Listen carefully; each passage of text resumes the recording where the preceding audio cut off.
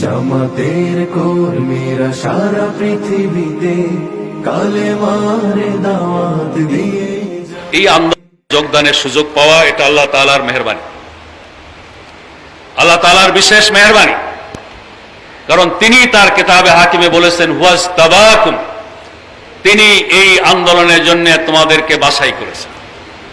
অনেকের মনেই প্রশ্ন, দিন কায়েমের আন্দোলন করা ফরজ, এইটা অনেক বড় বড় আলেম ওলামাও তো বলেন না। এরা অল্প শিক্ষিত অথবা স্কুল কলেজ বিশ্ববিদ্যালয়ে শিক্ষিত লোকেরা এটা পাইল।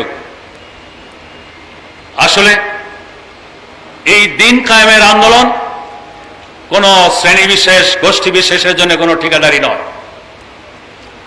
আল্লাহ তাআলা যাকে চান তাকে এই কাজের জন্য বাছাই করে,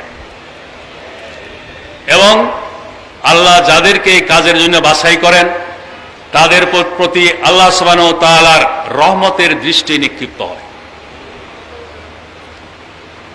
সূরা মায়েদার মধ্যে আল্লাহ সুবহানাহু ওয়া তাআলা বলেছেন, মাইয়ারতাদ্দা মিনকুম আন দীনিহি ফাসাউফা ইয়াতি আল্লাহু বিকওমিন ইউহিব্বুহুম ওয়া ইউহিব্বুনাহু আযিল্লাতিন আলাল মুমিনিন আইজ্জাতিন আলাল কাফিরিন ইউজাহিদুনা ফি সাবিলিল্লাহি লা ইয়াখাফুনা লাওমাতা লাইমিন যালিকা ফাদলুল্লাহ ইউতিহি মান ইয়াশা আল্লাহু যুল ফাদলিল আযীম।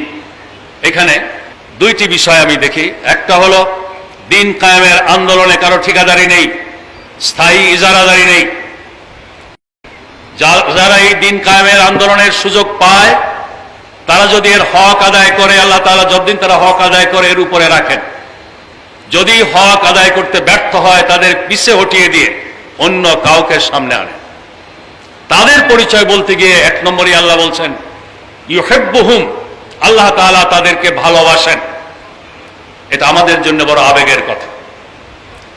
একামতে দ্বীনের ফরজিয়াতের অনুভূতি তারাই লাভ করতে সক্ষম হয় যাদের প্রতি আল্লাহ তাআলার রহমতের দৃষ্টি পড়েছে, সেই সাথে তারাও আল্লাহকে ভালোবাসে। তারা আল্লাহর পথে জিহাদ করে, কোন নিন্দুকের নিন্দা, সমালোচকের সমালোচনার ধার ধারে না।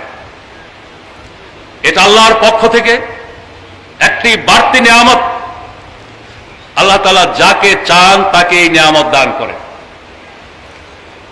এই দৃষ্টিতে ইসলামী আন্দোলনের অংশগ্রহণের সুযোগ আল্লাহ তাআলার পক্ষ থেকে একটি বাড়তি মর্যাদা, কিন্তু সেই সাথে এই মর্যাদা রক্ষায় ব্যর্থ হলে এর পরিণাম পরিণতিও কিন্তু ভয়ঙ্কর। কোরআনের আলোকে সমাজ বিনির্মাণে হাজার জুলুম বাধা উতরে যাবে।